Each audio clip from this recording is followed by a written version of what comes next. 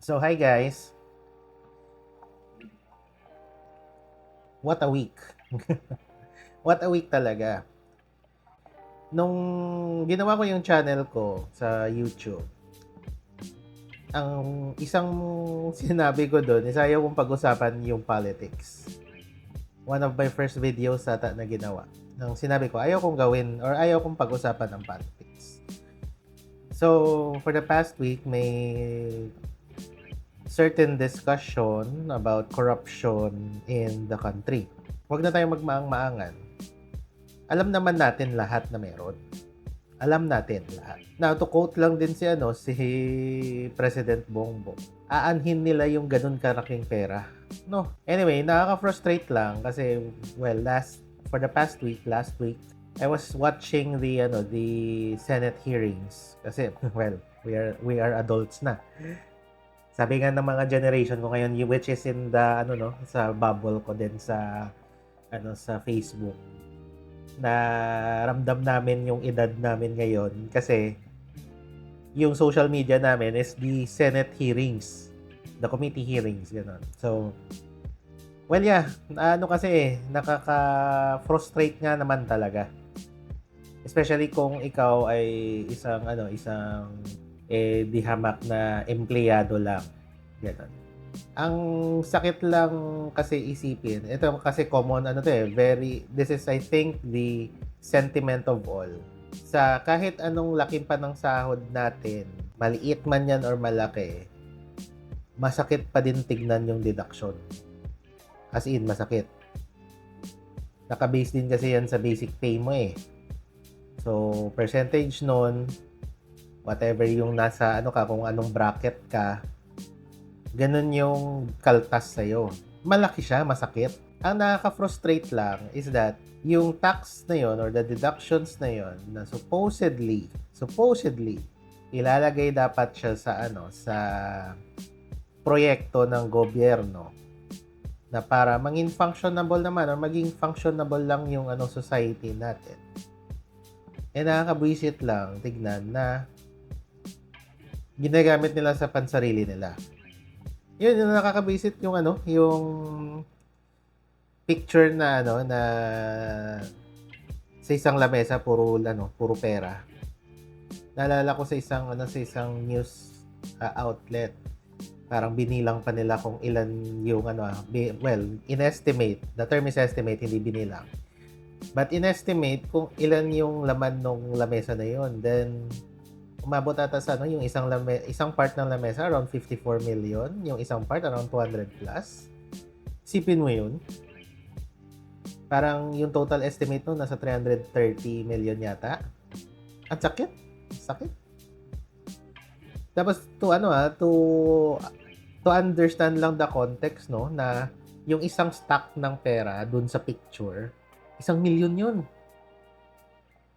Isipin mo kung gaano mo katagal. For example, may sahod kang 20,000 per month. Gaano mo katagal yun? Iipunin para makakuha ka ng 1,000,000. Tapos sila ganun. 'Di ba? Parang ang sakit. Hindi lang parang, ang sakit. So, with that context, well, lahat nga tayo may sentiment talagang ganun. May strong sentiment na ganun. May dumaan sa Facebook ko, which is from Reddit siya. Tapos ini-screenshot lang at pinost sa Facebook. Na as a working millennial, makaka-relate ka talaga sa kung ano yung sitwasyon niya. Kasi personally, parang nadaanan ko din yung sitwasyon niya eh. So, basahin natin, Sabi dito, not a chika, pero pagod na ako. Kaya sasama ako sa September 21 rally. Kasi pagod na ako. So for context, there is a planned grand rally on September 21. That's a Sunday. Now, I'm recording this video on September 18, so that's 3 days from now. There is a planned grand rally in Metro Manila na based dun sa initial listahan ng mga mag-a-attend. Malaking grupo. At saka may mga names din, may mga congressman na sasali. From the minority yon. The idea of the rally is not to look at colors, but to shout, or rather to vent out yung anger ng society sa ganitong anomalya, kasi ang sakit nga talaga ang sakit talaga. So yan, babasahin natin tong Reddit post na to. So I just got home from work. Actually, no. I called in sick today because I literally couldn't get out of bed. Not depression, just pure bone-deep exhaustion. Pagod. 9 years in corporate, 9 years of being a middle-class professional, which just code for too rich for ayuda, too poor to get sick. For context, ito, for us na middle-class professional talaga. Ang sakit kasi ng idea of ayuda for us. Bakit? Kasi the moment na kami yung mangangailangan ng extra na pera, hindi kami eligible to receive the ayuda. Kasi technically, pasok kami sa bracket ng hindi pwedeng mag-receive ng ayuda. Kasi nagtatrabaho kami. May trabaho kami. Ang sakit lang kasi, first of all, the middle class is the one na has, well, ayaw kong sabihin big contribution, no? Kasi I don't know the numbers. Pero, we are the ones na contributes to the taxes of the government. Kung iisipin mo pa, without us na middle class professional, businesses could not garner or gather revenues and could not incur or pay off their tax. So kumbaga, part kami ng system that pays off the tax. I opened Facebook to distract myself, and there it is. The BGC boys. Ganun din yung sa akin last week. Supposedly, scroll lang sana sa Facebook. But, nag-curious ako dun sa Senate hearings. And yeah, behold the BGC boys. DPWH engineers gambling away 950 million in casinos. Alcantara push 1.4 billion, which is the district engineer at that time of Bulacan, 1st District, through casino chips, as in billion daw, with a B. If you watch the interview of Mayor Bagalong. And alam mo ba yung dimension ng 1 billion kung at 1,000 pesos? That's 5 feet by 5 feet by 4 feet. Ganun kadaming pera yun. Ganun kadaming 1,000 bills. Yun. While every fucking monsoon, sabi dito sa post, my lola's house in Marikina, which is a flood-prone area siya, is flooded because the drainage projects were pocketed.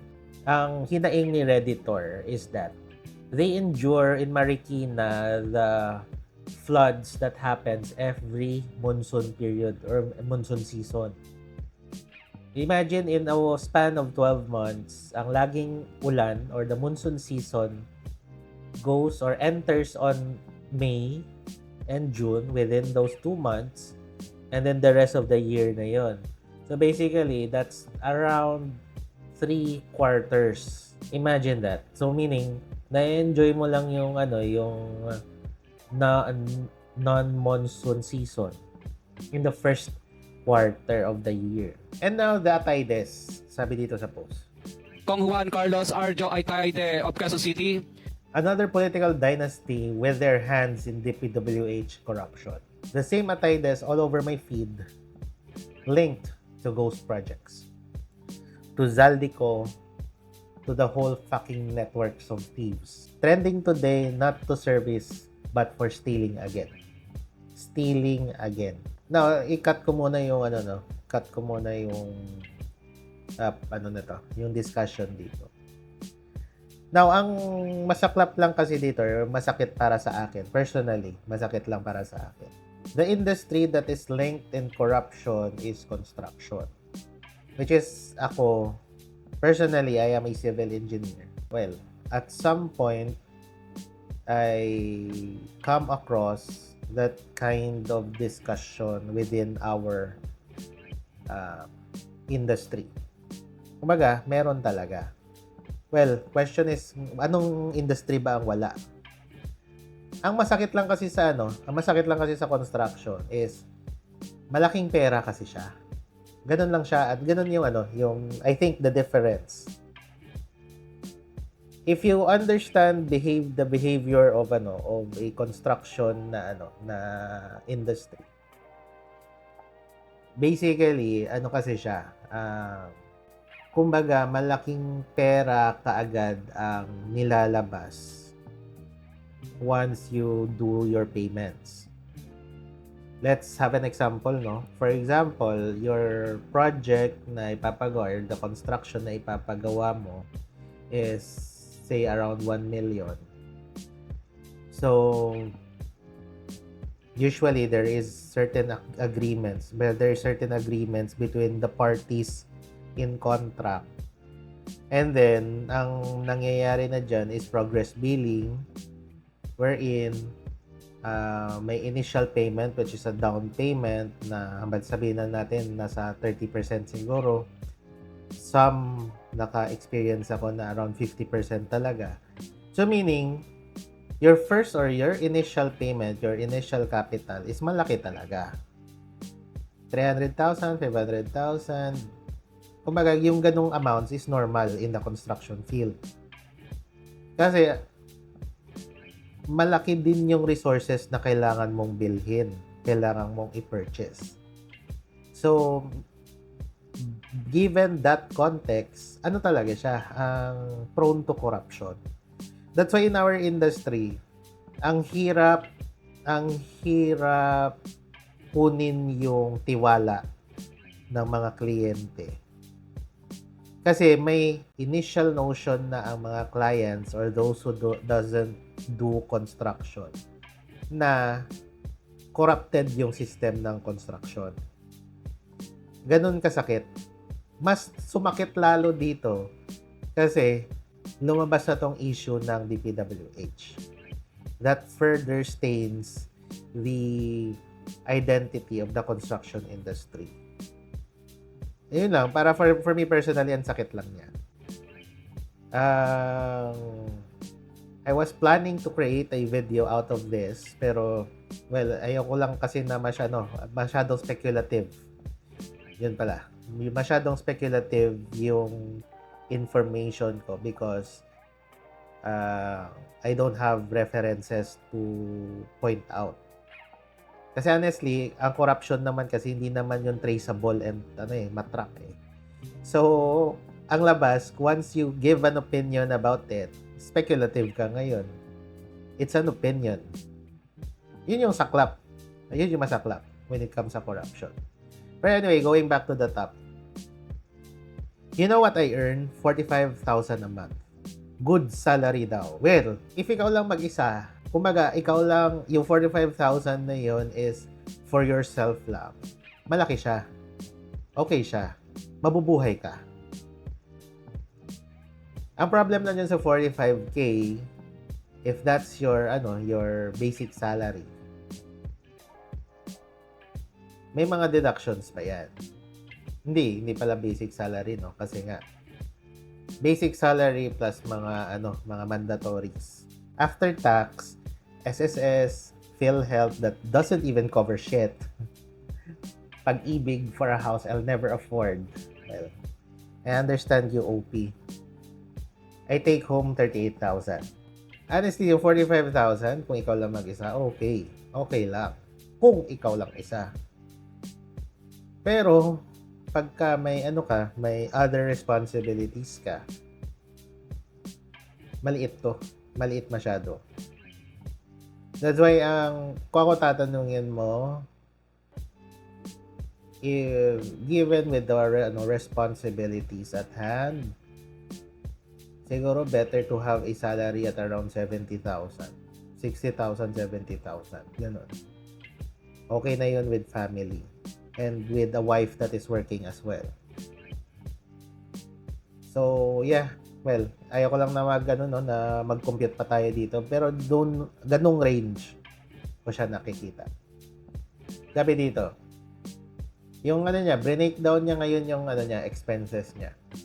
Rent niya, from 45,000, no, tapos take home 38,000. So, may kaltas siya na 7,000. Imagine that, 7,000 na kaltas.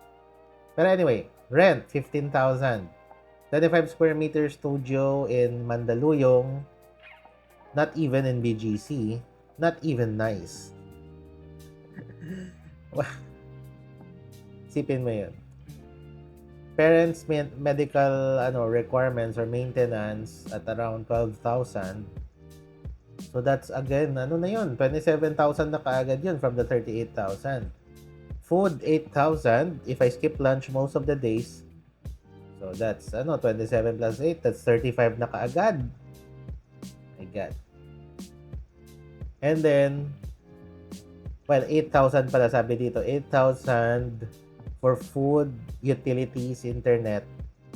So yeah, so sabihin natin internet mo nasa 1.5 or kung kasama na yung communication mo like yung mga call and all, 1.5. Utilities mo, kuryente mo, sabihin natin kuryente and water, that's 2,000, so 3.5 na kaagad yun. So meaning ang pagkain mo, that's around 4.5 lang. Get. Sa 4.5 na yun, again, pang isang tao yun. Diba? I mean, siguro pang isang, sabihin ng iba siguro, pang isang tao kung sa katawan ko. Okay, you can survive siguro pagka nagluluto ka sa bahay. Pero again, for us na middle class, middle class millennials, ang tanong, may time ka pa bang magluto? Diba? Pag pagod na pagod ka na, minsan gusto mo na lang mag-fast food para tapos na kaagad, makakain ka at makaalis. Kaya I understand yung yung frustration ni Madam. Not sure pala kung babae ito pero yan ni Madam. Sabi dito, 3,000 fucking pesos. That's what's left of my college degree. My honors, my 9 years of overtime. That's why mas nakaka-relate ako sa kanya kasi I think magka-batch kami. 9 years daw eh. Ako kasi papuntang, 9 years na din naman, papuntang 10 years. Kasi 2015 ako nag-graduate eh. Nag-start ng work 2016. My weekend spent working, my youth spent in front of a computer making someone else rich. Yun yung sinasabi ko kanina.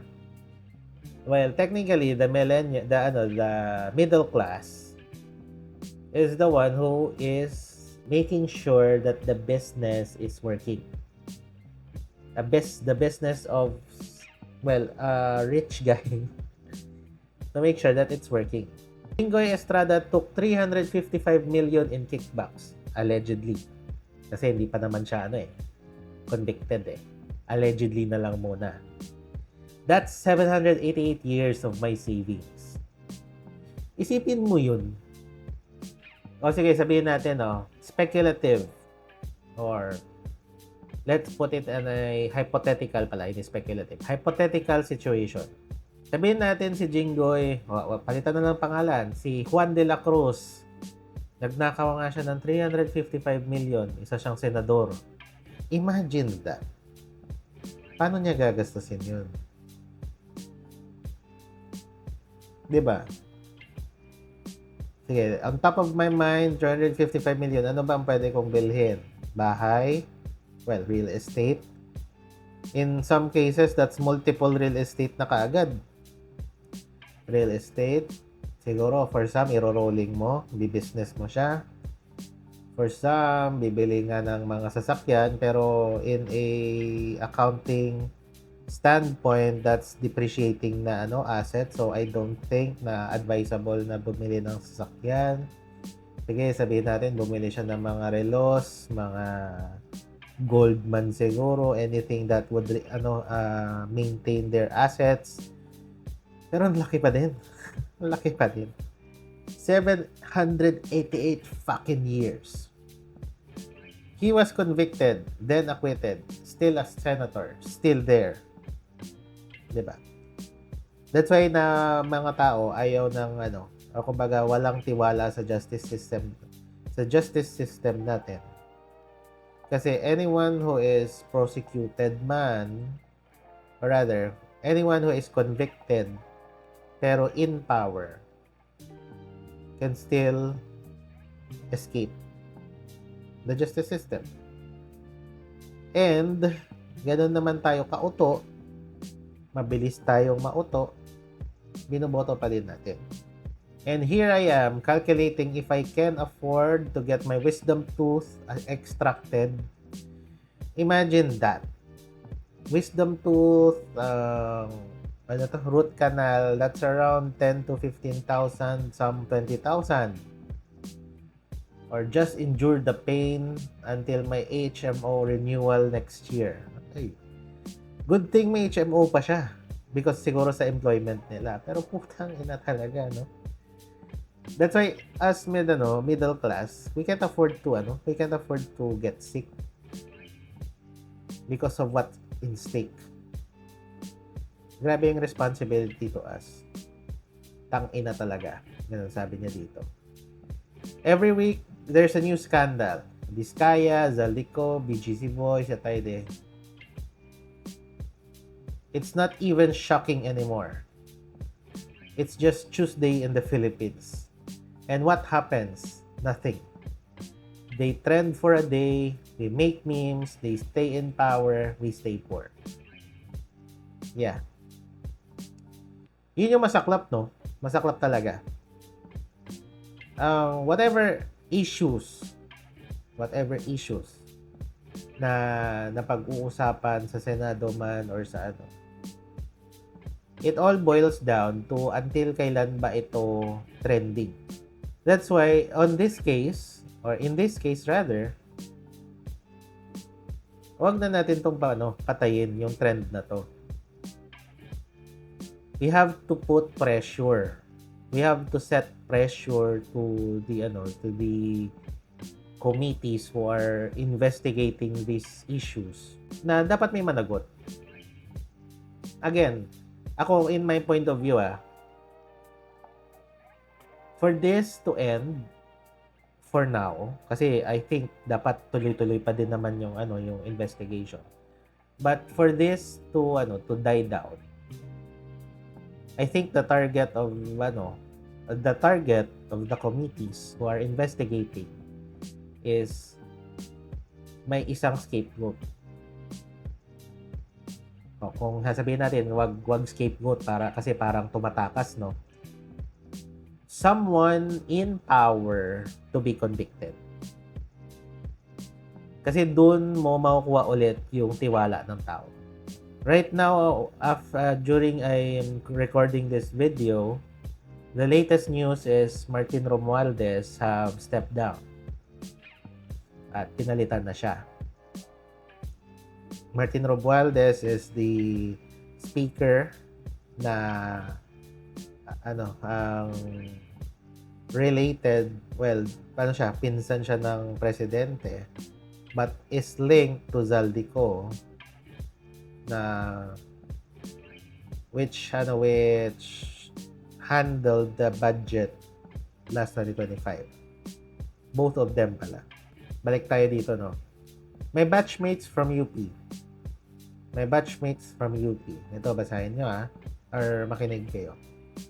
Once a Grab driver with chemical engineering degree. Once in Canada cleaning hospitals with her nursing license. One killed himself last year, found out he had cancer. Knew his family couldn't afford treatment, made it look like an accident so they'd get insurance. That's why parang may notion ngayon na college degree is a scam. Education is a scam.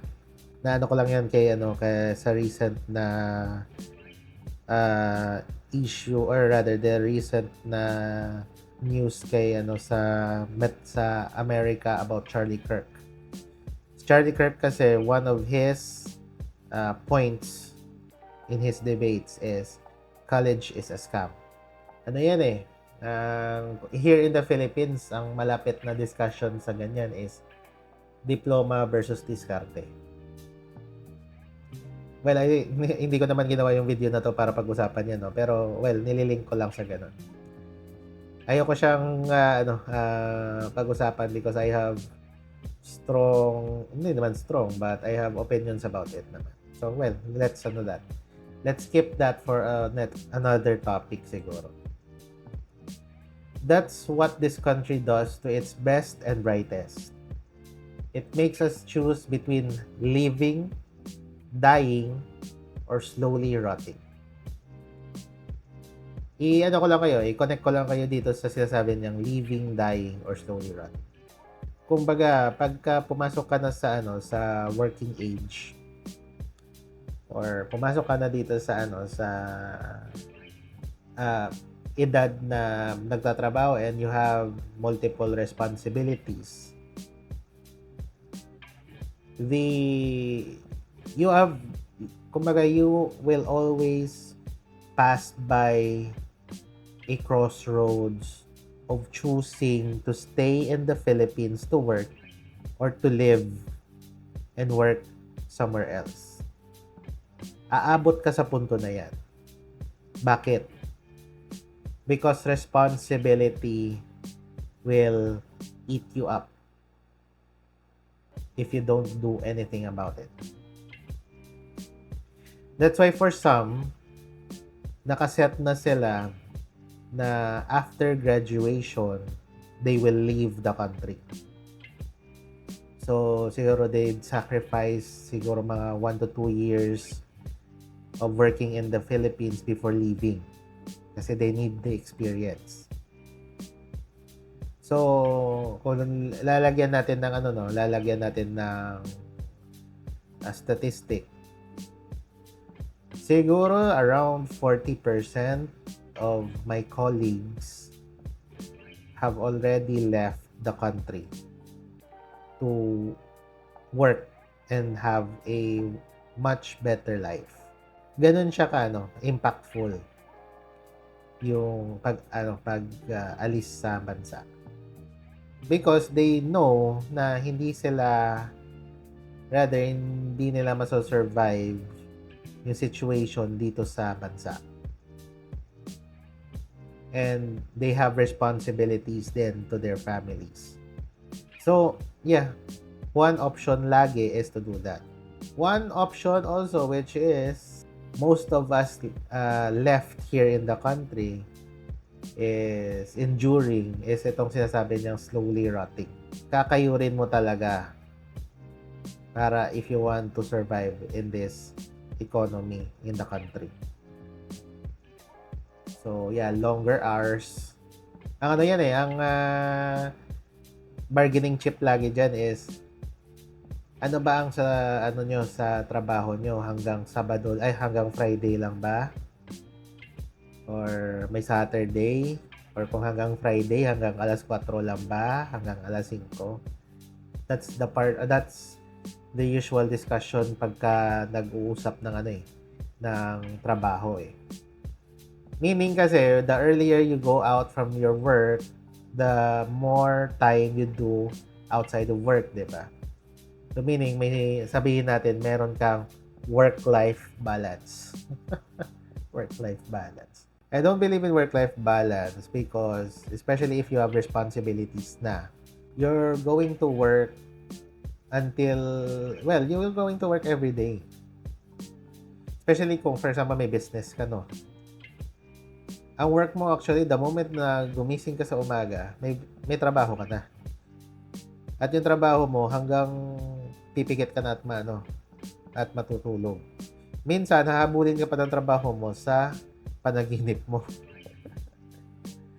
Yun, ganun. Kaya I don't want to believe in work-life balance because in the end of the day, if you want to have a high-paying job and be successful, you have to accept the fact na wala kang work-life balance. That's why for some, naniniwala ako na to achieve work-life balance is to love your job. Ganun. Ganun yung mantra ko. Ganun yung ano ko, yung understanding ko dyan. Anyway, my tita keeps saying, diskarte lang yan. Diskarte lang yan. Diskarte? How do I discard my way out of systematic poverty? How do I discard How do I discard when gas is 70 per liter but minimum wage is still 570 per day? How do I discard when a decent hospital admission costs more than a year's salary? How do I discard when the Ataydes, the Estradas, the whole fucking lot of them already stole all of the opportunities? You know what's killing me? It's not even the poverty, it's the exhaustion. I'm so tired. I can't even be angry properly anymore. I wake up at 4:30 a.m. to beat traffic, to get home 9 p.m. Weekends are for laundry and meal prep and pretending I'm not dead inside. That's why ako, personally, I left Metro Manila because of this lifestyle. Isipin mo yan. Most of the people there wake up in 4:35 a.m.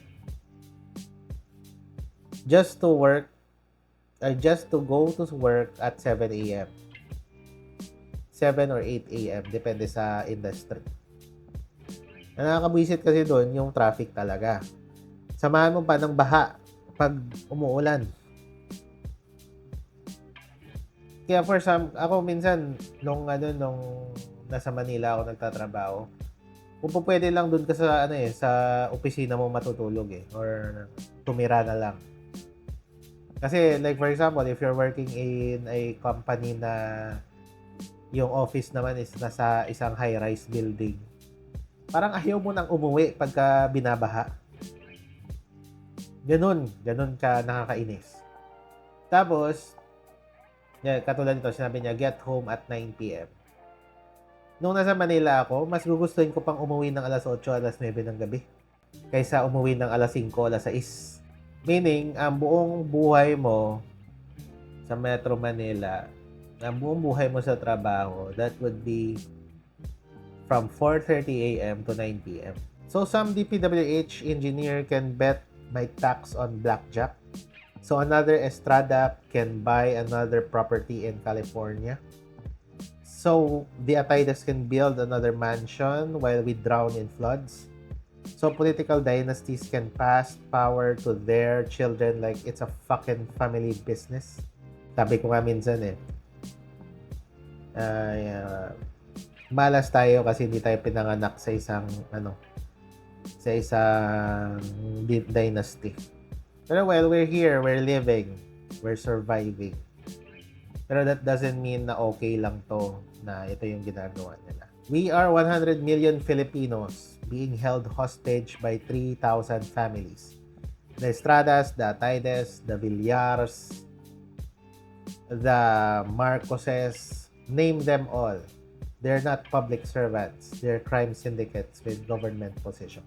I think one of the reason why, ito na, perspective ko lang to or opinion ko lang to.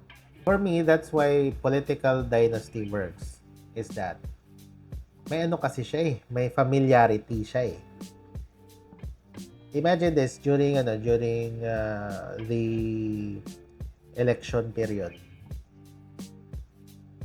During the election period, like for example, in my case, kung hindi ako magre-research about the candidates, hindi ako magre-research, may tunog kapag familiar yung name ng kandidato.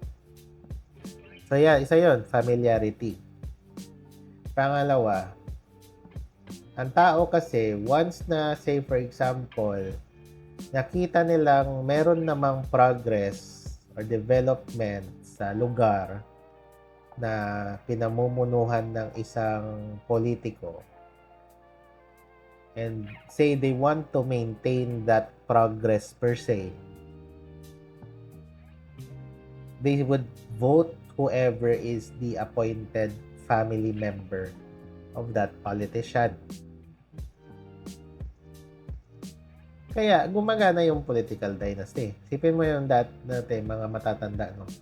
ay anak yan ni ay anak yan ni Mayor, botohin natin. Yung ganong mindset. It didn't help din before, I guess, na information is not widespread. That's why nagumana talaga ang political dynasty. Right now, mapapansin mo, or rather may change din sa sa voters sa point of view eh. Right now,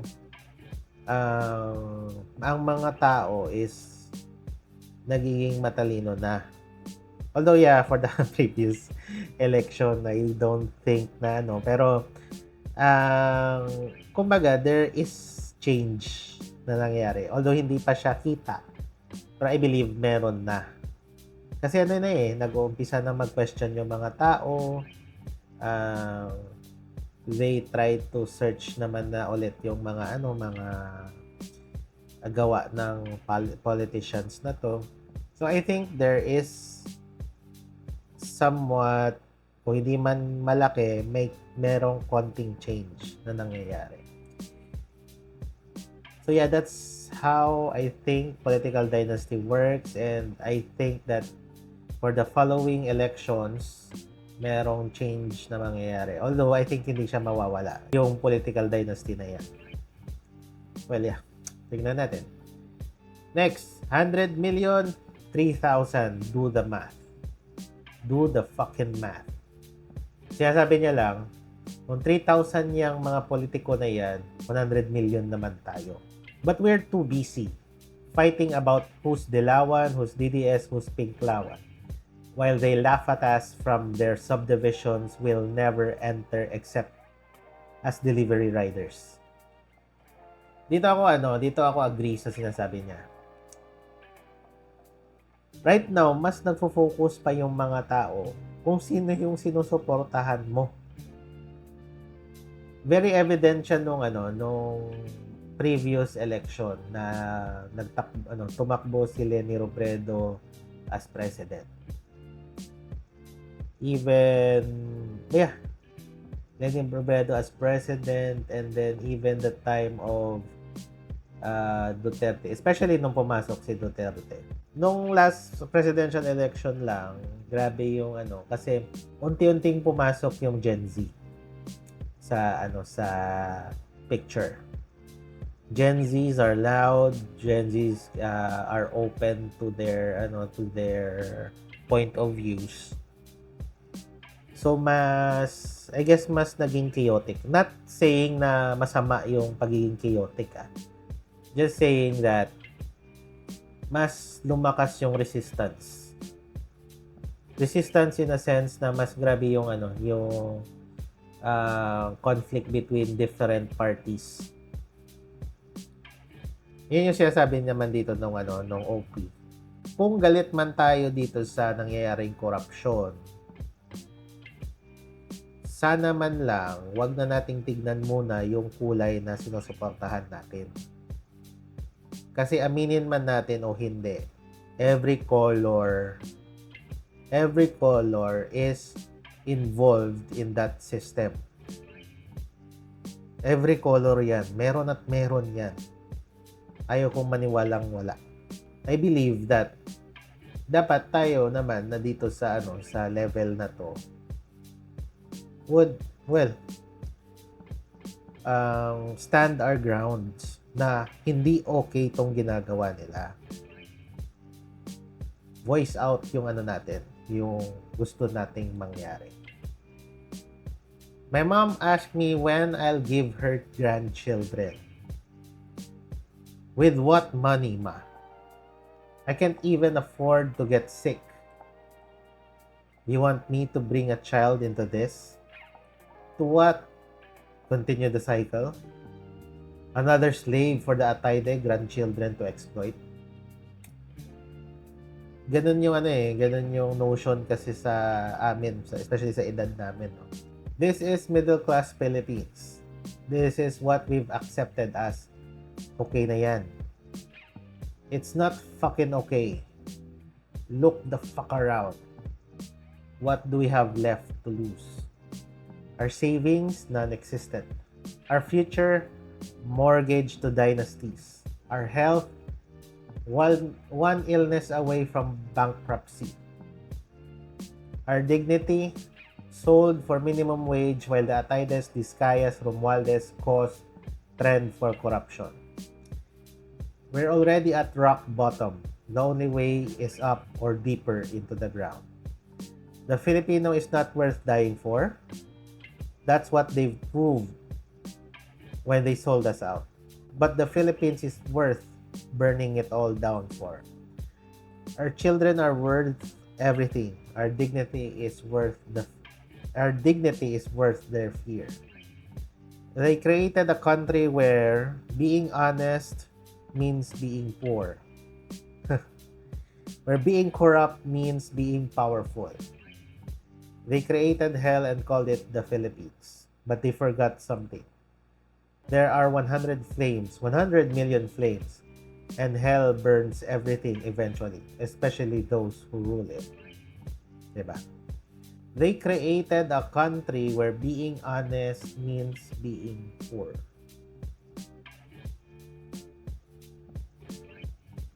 Diba?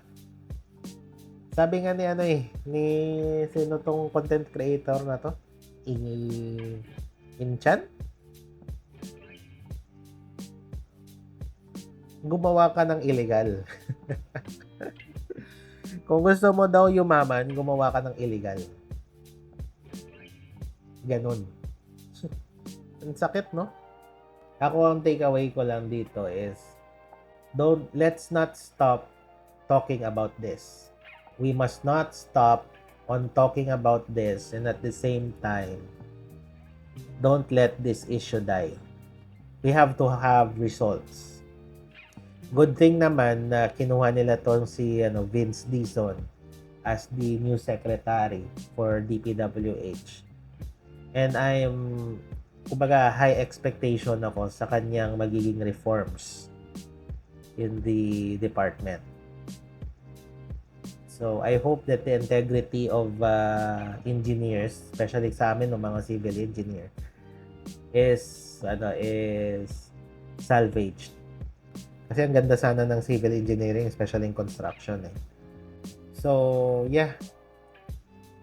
So, for those na attend dun sa September 21, please